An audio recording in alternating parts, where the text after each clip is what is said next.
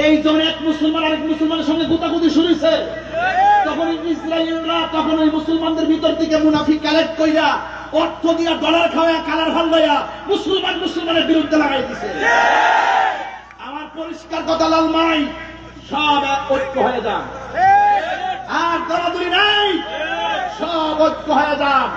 হয়তো আমারে বুঝাই আমনের দলে নেন, নাম না আমনে বুঝলে আমার দল আয়েন, দরজা লাগার সমাধান করেন। এক খুচরা খুচরে পরক বাঁধতে এগুলা করতেই কিন্তু শেষ করছেন। যদি এভাবেই চলতে থাকে এমন এক সময় আসবে বাংলাদেশের মুসলমানদের অস্তিত্ব টিকাইতে কষ্ট হবে। লাইন ছাড়া কথা বলেন না, আগে ঐক্য থাকেন, সার্বভৌমত্বের মাটিরে পাহারা দেন, ধর্মটারে পাহারা দেন।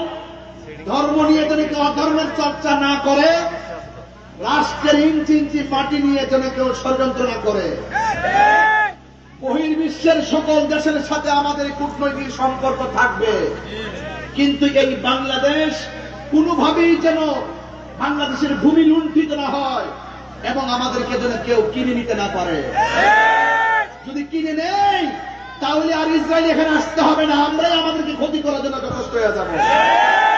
দিন শেষে আমাদের মুসলমানদের ঐক্য হতে হবে।